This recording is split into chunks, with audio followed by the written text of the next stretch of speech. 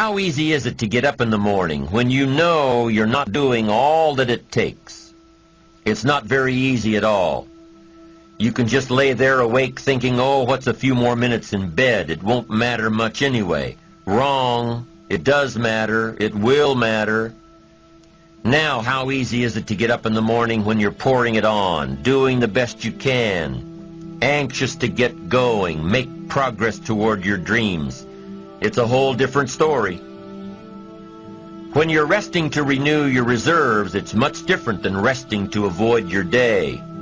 When you're psyched up and excited for your life, when you're excited for what you've planned to accomplish for the day, it's amazing. You'll wake up before the alarm clock even tries to startle you awake. Your successes fuel your ambition. Your successes give you extra energy. Your successes pave the way for more successes. It's the snowball effect. With one success, you're excited to meet another, and another, and another. And pretty soon, the disciplines that were so difficult in the beginning, the disciplines that got you going, are now part of your philosophy. How do you know when you're successful? Do you have to be a millionaire? No. All we ask of you is that you earn all you possibly can. If you earn $10,000 a year and that's the best you can do, that's enough. God and everything else will see to it that you're okay. The key is to just do the best you can. If it's $10,000 a year, wonderful. If it's $100,000 a year, wonderful. If it's $1 million a year, wonderful. It doesn't matter $10,000 a year or $1 million a year. It doesn't matter as long as you've done the best you possibly can. Earn the most you possibly can. Be the most you possibly can. And here's why. The essence of life is growth. The essence of life is growth, to do the best you can. And here's what's interesting. Humans are the only life form that will do less than they possibly can. Humans are the only life form that will settle for less. Every other life form except human beings strive to its maximum capacity. How tall will a tree grow? Approximately. As tall as it possibly can.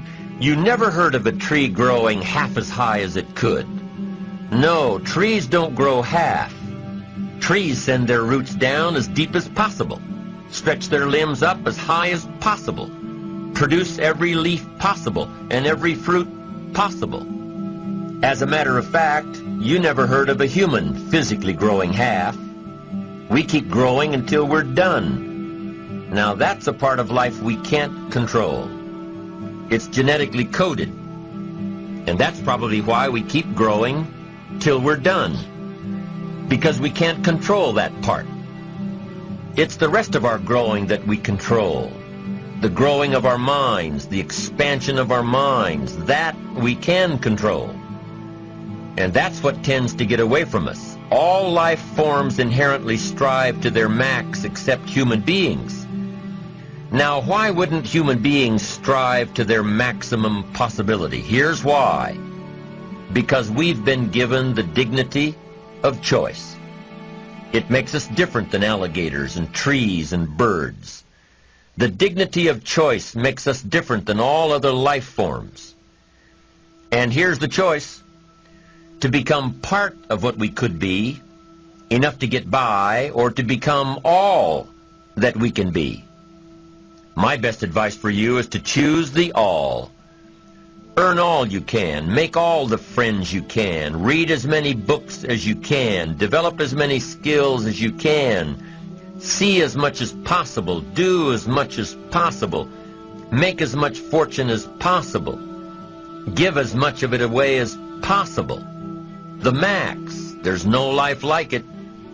I'm telling you, once I got on track, I've never looked back. Pick up the challenge. Go for it. Take the best of the two easies. Take the route of it's easy to get ahead. It's easy to do all you can. It's easy to succeed. It's easy to have financial freedom. The more you do, the more you get. So the two primary benefits of positive reinforcement are, number one, to build good habits, and number two, to create more energy to fuel your ambitions, your desires, your achievements. How can you isolate what's working for you and what isn't? How can you make sure that you are reinforcing your positive disciplines? Well, if it isn't apparent, easy to see right away, if what you're doing is happening in such small increments that you're not sure if you're on track, then you need to be writing it down. You need to keep a journal anyway. But if you really aren't sure that what you're doing is making measurable progress, you need to keep a written record. You need to write down everything that may be relevant in your day. What you did, who you saw, what you felt, how it may or may not affect you now and in the future.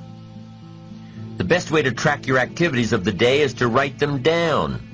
The best way to track your activities of the week is to write them down. The best way to analyze your progress through the year is to have written it down. Why? So you can look back on it. Because by keeping a written record of your life, you will be more accountable. By putting into writing the action steps that you have planned, you will easily see what works and what doesn't. Most people just try to get through the day, never writing anything down, never keeping track of their progress along the way, never really knowing if they are doing all they can to reach their goals, to drive their ambition. But gifted people learn to get from the day. They don't let a day end without picking up some valuable experience, some emotional content, some idea that may positively affect their future. To get the most from a day, to learn the most from a day, you need to be able to reflect on the day. And how can you reflect on a day unless you record it in history?